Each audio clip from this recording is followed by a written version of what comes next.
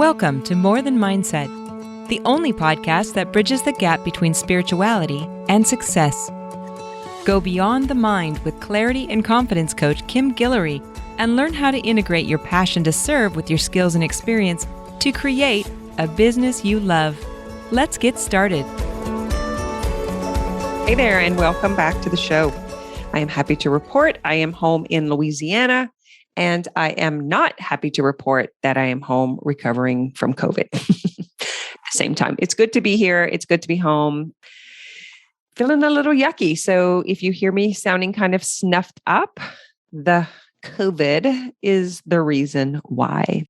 I'm writing it out, doing okay, not feeling my best, but yeah, doing what I can, trying to keep moving, resting, drinking plenty of water, taking vitamins and supplements, all the good stuff. So just, if you hear me kind of get lost, it's that. It's like, it's really weird that my brain sometimes has trouble finding what I want to say. You know, I'm usually a pretty quick thinker, but I'm noticing that since I've had this, that it's a little weird. I'm a little slow.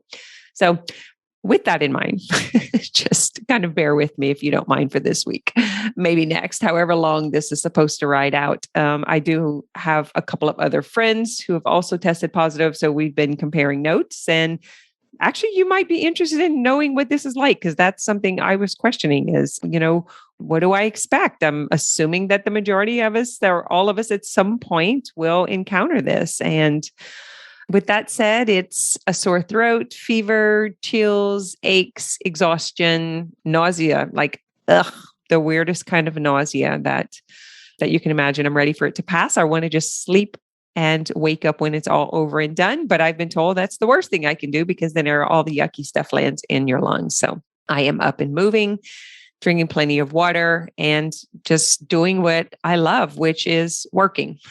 I can't be around anyone else, but I could be in my office on the computer working with my clients. So what I want to talk about this week, this is going to be a little different, yet it's going to tie back to what I'm always talking about, which is the integrative mind-body connection, or mind-body healing. I'm going to talk about like understanding unresolved trauma or unfelt perception that's left in the body. And probably the thing that I want to focus on the most, and I hope you guys can take away from this, is when we don't understand why we keep doing what we don't want to do. That is such a big deal, especially in the coaching world, in the healing world. We don't want to do the thing that we keep doing, right?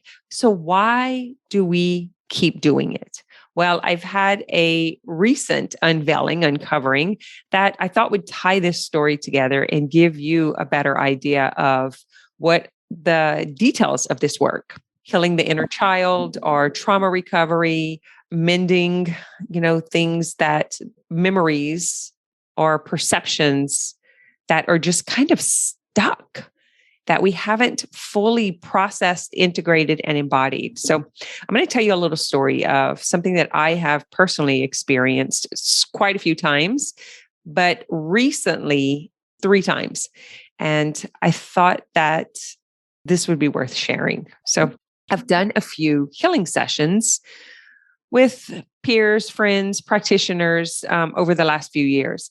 And we've done some regression, hypnosis, moved through the unconscious just to detect what it is it's like a state of being lodged somewhere. And the dissonance is, in my mind, I know that's not true, but yet there's something in my body, in my nervous system, that it remains. So here's the story. A few weeks ago, I did a session, and there's this scene. I'm 9 years old. I'm outside. I'm standing with my back against a tree. I can see the adults in front of me. I can see the house over to the right. And the weather is really overcast, like there's a storm coming through. It's a warm day, but there's a cool breeze. So the sky gets really blue, really gray. And you know that feeling when, shit's about to hit, right? There's a storm coming. Just out of nowhere. So that's the scene. And I actually feel very much at peace and calm whenever this happens on a regular basis, which is really eerie because when I'm going to tell you the story, you're going to be like, what? So this is the story. This is how I've always told it. I'm 9 years old. I'm standing against a tree. I'm looking at the adults. They're talking about my mom just died. Like I can hear the adults saying that she died, but no one's telling me. So I don't understand and I don't know how I'm supposed to feel. So I'm like a little off and I'm like confused. And oh, am I supposed to be sad? I don't really know her, but I think this is a bad thing. Does that make sense? Like no one's explaining or coming to me directly and speaking to me. I'm just kind of left off to the side trying to figure it out for myself. And the reason I think that this has come up so many times is like this, I'm frozen in time at some points, like the emotionally. I don't know that I knew anyone who had died up until this point. So I'm thinking it may be my first experience with death, but I'm not really sure. I don't remember a whole lot about my childhood. So a few years ago, this came up in a regression session. And then again, a couple of years ago, and then again, a few weeks ago. And I'm like, I don't understand why this same story keeps coming up. I'm pretty sure I've worked through it. I don't know why it's still here. And there's 3 stories that link together. So that's one. And the next one is it being in a dress. And I can see people sitting in the chairs and I can see the coffin and this lady in the coffin. And I'm like walking around and I don't know what to do. I don't know how to behave. I don't know what to think. I don't really know what's going on. I just feel a little lost. I don't know what to do. That's what I keep thinking. I don't know what to do. I don't know what to do. If you can imagine like having social anxiety, like I don't know what to do. I don't know where to sit. I don't know who to talk to. I don't know how to make small talk. It feels like that. So that's the second scene. And then the third scene is my dad's truck being parked at my grandmother's house, which is my mom's mom. And I'm not sure what comes with that. And here's the cool stuff about working with the unconscious, with the inner child and the repressed stuff is you don't need to know. You don't need facts at all. All you need to know is what do you recall? What were you experiencing? And how did you interpret it? What was your perception? That's all that matters.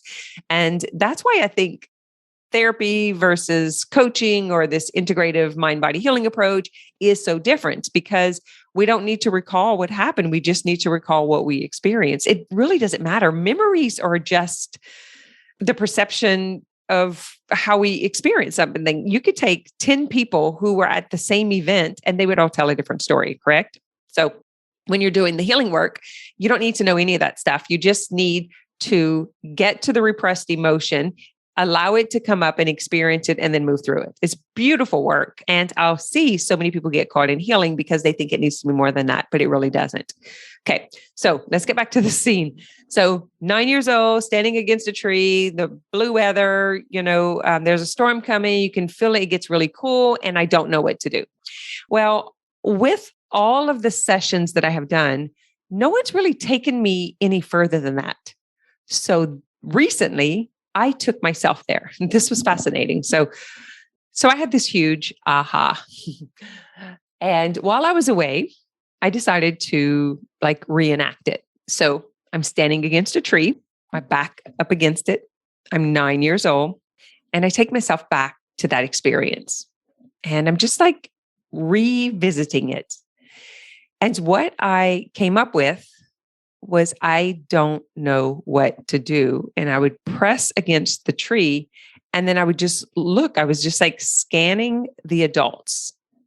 Someone please come tell me something. Would someone please tell me? That's what I'm thinking. So I did the I as myself today came up to the child and had that conversation. And I thought this was so fascinating. It kind of blew my mind. When I asked her what she needed or how could I help or what was going on and told her what was happening, she started to cry and she looked at me and said, "She's not coming back." It was the craziest thing. Can you imagine how often this has happened? She's not coming back. I had no idea.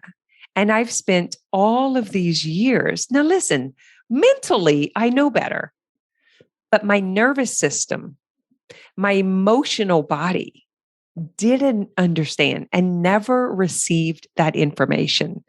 And it was fascinating once I did.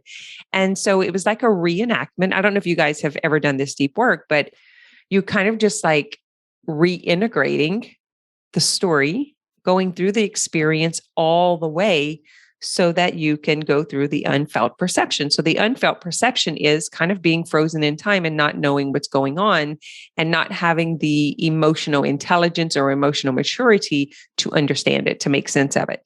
So once I was able to do that for myself, and then my 9-year-old self realized she's not coming back and was able to feel sad, right? Like I didn't know what to feel. I don't know what to feel. I don't know what to do. I don't know what to think. That's what was running through my mind. So I had that experience of she's not coming back. And then I was able to be sad. And then I was able to be nurtured and allow that to be felt. And then it was crazy. Like as quick as that happened, there was this aha of, well, then she's everywhere. It's like now I can be with her because I remember my entire life waiting for my mom, waiting for her to come get me, waiting to see her, waiting to know her, whatever it was. You know, it's like I still was in that frame of mind of waiting. Is that crazy? I hope you guys understand this. I know this is a weird story. I don't know if I'm doing it any justice with my Corona brain. As soon as like my eyes lit up and I was able to look around me, and it's like I was in a fairy tale. And it was like, actually, when we're gone, we're completely available. There's no material world to disconnect us. And it was like I was ready to just skip and hop and jump. And I was so excited. And I just felt connected is the best word that I can say, or understood. And when I realized that I didn't know what to do, that phrase right there, I don't know what to do, has caused me so much suffering in my life. Because how we do anything is how we do everything. I don't know what to do came up every time my nervous system felt stressed. Bingo. See how the dots connect? It was fascinating. So I'm telling this story because I want to explain how it doesn't freaking make sense, but it does. We can't, like the mind, the intellect, can't understand what's happening spiritually, emotionally, physically in the nervous system. The stories that we tell ourselves are everything. And this creates an imprint. And then our nervous system acclimates to that. And then we respond and react to that forever until we figure it out. All right. I'm getting kind of excited. So that is what we don't understand about why we keep doing what we keep doing, even when we don't want to. I didn't want to be in that position. I'm a grown ass woman. I know exactly what to do. I know what to do in my business. I know what to do in relationships. Like I just know. But when I felt stressed and this would come back up in my body, I would go into this freeze zone. And so now I feel free. I feel liberated. And I hope this helps you connect to maybe something in your life that you have been paralyzed in, have been kind of stuck in this weird not knowing mode. It is the inability to feel what is happening, to not be able to relate it back to a content or put it in context because it doesn't make sense. This is the dissonance. This is why healing is so difficult for some people, especially if you're trying to do it by yourself, because you can't see this. The only reason I was able to see it is because I had been through sessions so many times. And then I started questioning it and I was like, I don't understand. And so I was talking to a friend and they were telling me, like kind of feeding it back to me. And so I got all the way to the point where I needed to reenact it and be that support for myself, or someone else be it for me. But it was like 5:00 in the morning. I was having coffee. I was standing outside. There was a couple of palm trees. So I just went stand by the palm tree and did it myself. But typically someone else could play the other part. It was really fascinating, interesting. And just changed the way I saw everything. My perception completely changed in that moment. I felt, I would say, more open, expansive. I felt like I understood better. And I was also able to give myself permission.